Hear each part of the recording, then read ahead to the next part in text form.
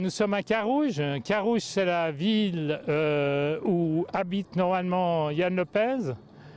Mais actuellement, il est depuis plusieurs mois en prison pour une raison qu'on ne connaît pas, avec un avocat qu'on ne connaît pas. Et malgré tout, on n'arrive pas à l'atteindre, cette prison, pour pouvoir parler avec lui. Et puis, on s'attend, après avoir parlé avec lui, à pouvoir vraiment le défendre.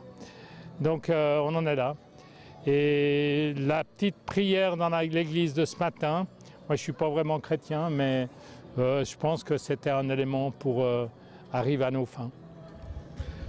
Alors je précise que l'église qui est derrière moi, c'est l'église de la Sainte-Croix à Carouge, qui était la paroisse d'origine de Yann Lopez quand il habite Genève. Il habite sur la paroisse de la Sainte-Croix. Aujourd'hui, nous avons une messe spéciale pour la lutte contre le trafic humain, tous les trafics humains, et sous l'égide de Sainte Bakita, qui est une sainte soudanaise, qui est venue, grâce au consul d'Italie au Soudan, qui est venue vivre et être libérée en Italie.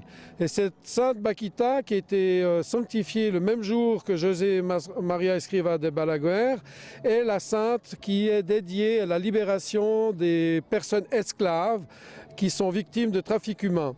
Et on nous a appris, dans le cadre du CICR, j'étais au CICR dans une partie de ma vie, qu'il faut se concentrer sur le soin aux plus faibles.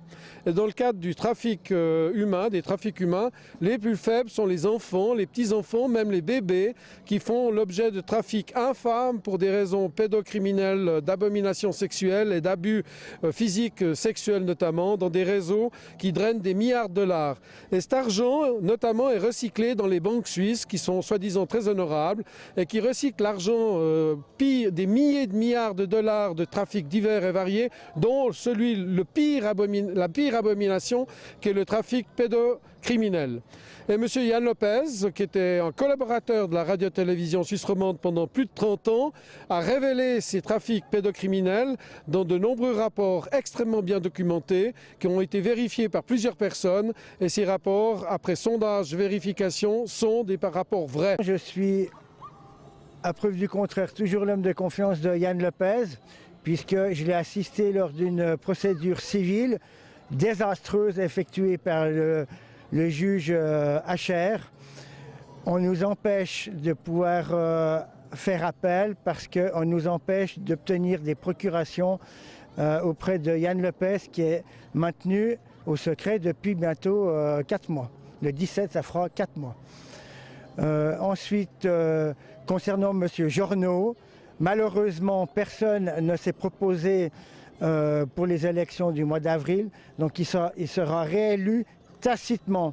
Mais ça ne veut pas dire que c'est un bon procureur. La preuve, il a émis des directives qu'il ne fait même pas appliquer dans son ministère.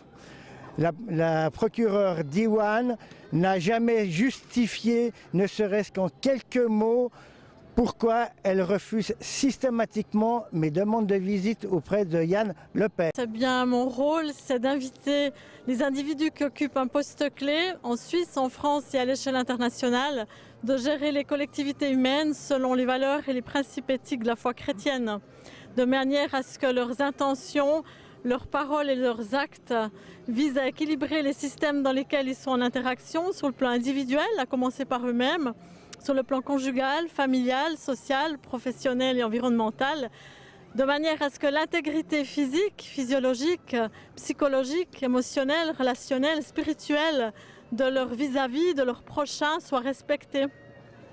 Voilà, alors j'annonce que j'ai offert un cadeau au Conseil fédéral en date du 19 décembre 2019.